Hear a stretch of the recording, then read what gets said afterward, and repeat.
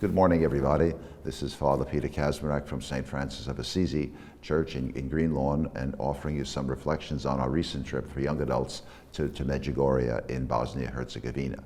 I spoke to you last week about some of the background of that place, and why when Mary said, I have found some faith here, what the history of faith is in those troubled areas of the former country of Yugoslavia. And so for today, I'd just like to begin with a kind of a summary of some of the data that we've received from the visionaries themselves about what happens at an apparition.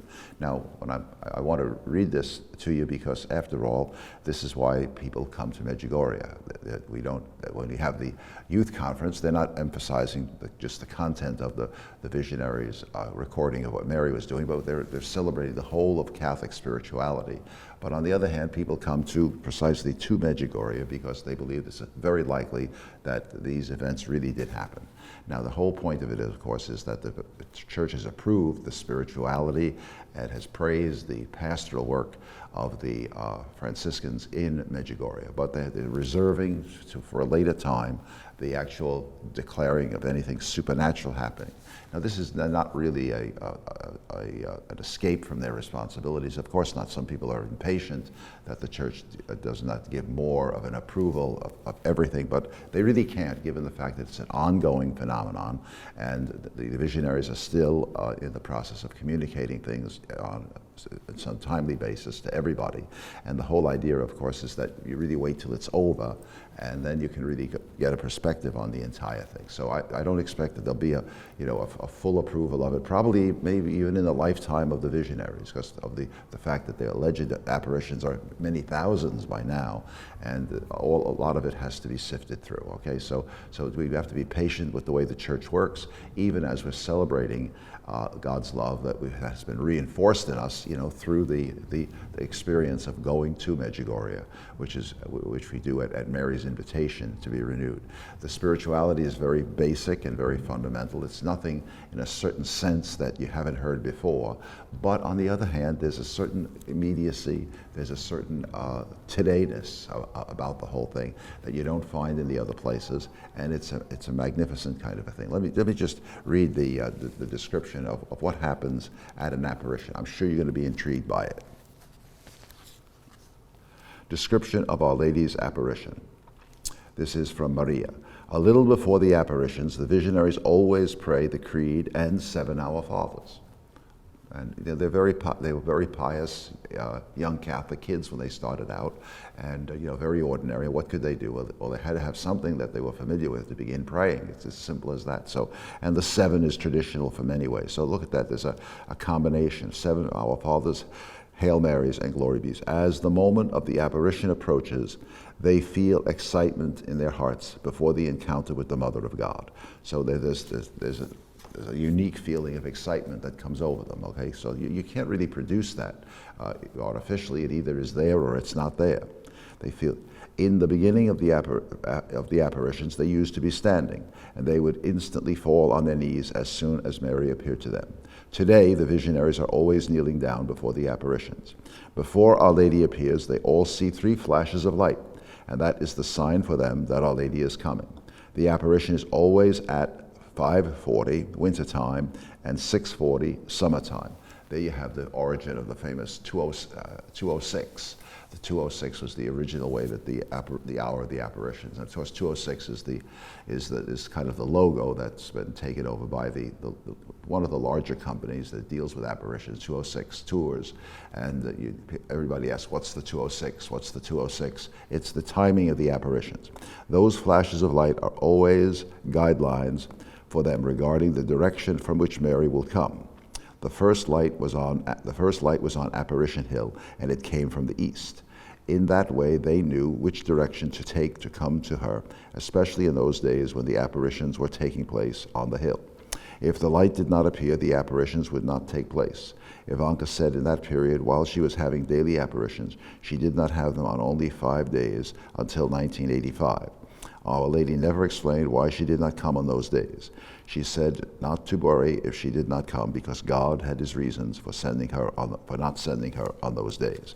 So you see, there are little peculiarities that come along, and that's true of any apparitions. For instance, in the famous apparitions leading to the miraculous medal to Catherine Labouré, Mary sat down in a chair when she had to explain to Catherine, who was a very simple, a very humble, contemplative nun who didn't know much about what was going on in the world, so to speak, or French culture, or the relations of church and state. It's so complicated as they would be in a place like France.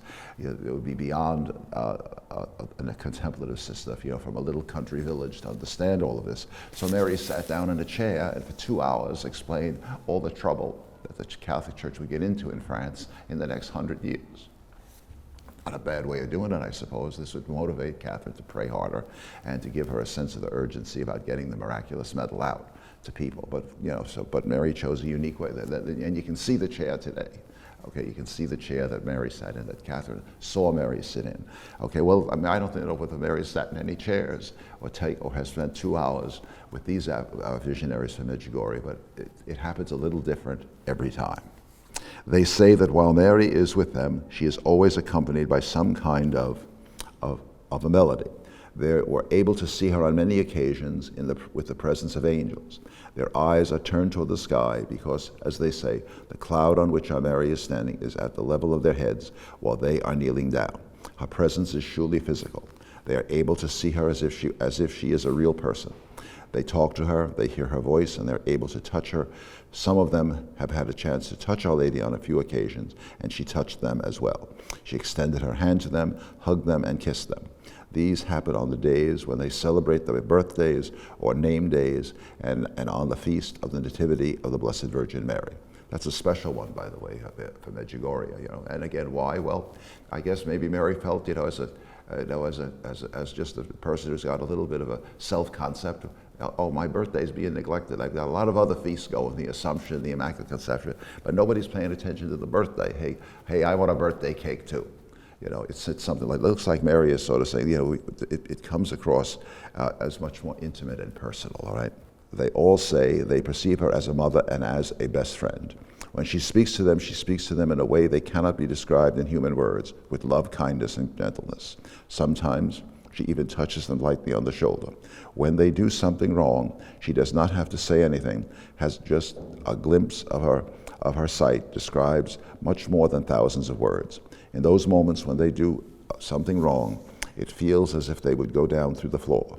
Little Jakov once said, when Our Lady looks at me, she does not only see what is in my heart, but sees what is in my foot. Maria added, we do not behave in the way we ought to. She always loves us and hopes that we can change ourselves and become better. In the beginning, at the first moments of the apparition, she would always greet us with the words, "Praise be Jesus, my dear angels." And now she usually says, "Dear children," or "Dear little children." And we reply to her saying, "Praise be Jesus Christ," always. She is the one who starts speaking our praying first. Afterwards, she remains in silence, and we start asking her questions and recommending people who ask us to pray for them. We are always used to joke how Witska was the specialist for recommendations and intentions. And we used to say to her, Witska, leave some room for the sick people as well. Our Lady starts praying, and her prayers are always directed to God, sometimes to Jesus Christ and to the Most Holy Trinity. She speaks in the Croatian language most of the time, while on a few occasions she spoke in some other language unknown to us. We asked her about that language, and she said, "Dear children, that is my mother tongue." When they are with Our Lady, they pray the Our Father and the Glory Be, not the Hail Mary.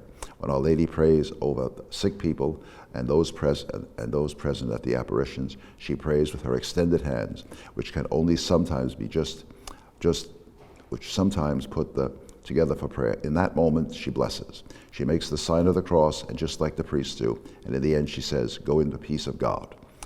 The moment she is disappearing, three symbols remain behind her: a cross, a heart, and a sun. In the beginning, Our Lady explained the significance and the meaning of those symbols. The cross is the symbol of our salvation. The heart is the symbol of God's love for us, and the sun is the symbol of our faith. In the beginning, these symbols would appear and disappear at the same time as Our Lady, but lately these symbols remain for a little while after her. After a couple of moments, they simply disappear like the image on a screen. Maria said, I am a mother of 2 girls now, and as every other mother, if necessary, I would be willing to give my life for my children.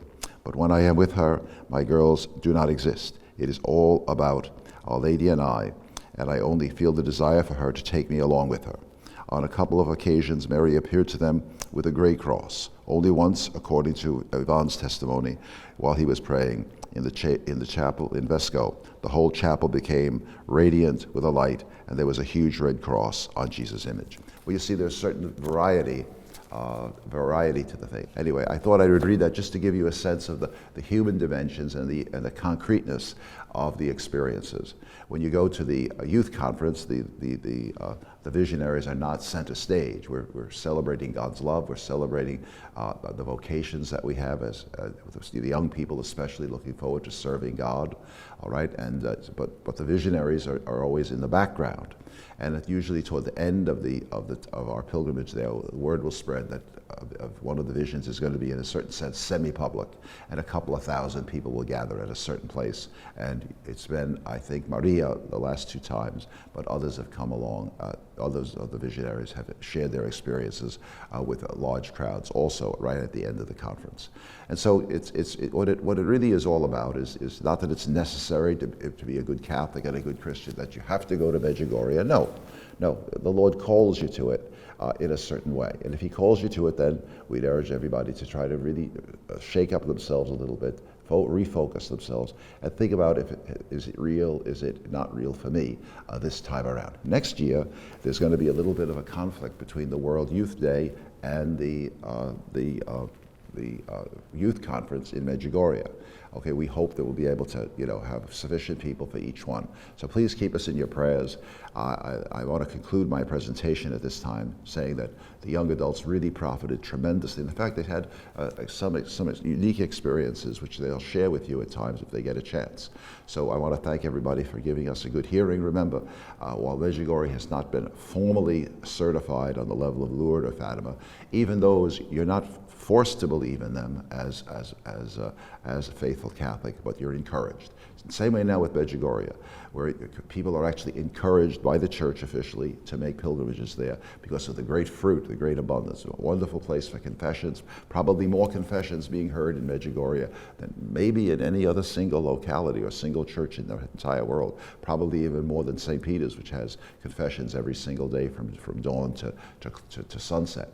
But in any event, what a wonderful gift Medjugorje has been to the church. If the Lord calls you to celebrate this gift, please make every effort to find some way to, if you can't get there physically, to incorporate the elements of their spirituality in your life. God bless you, everybody. Thank you.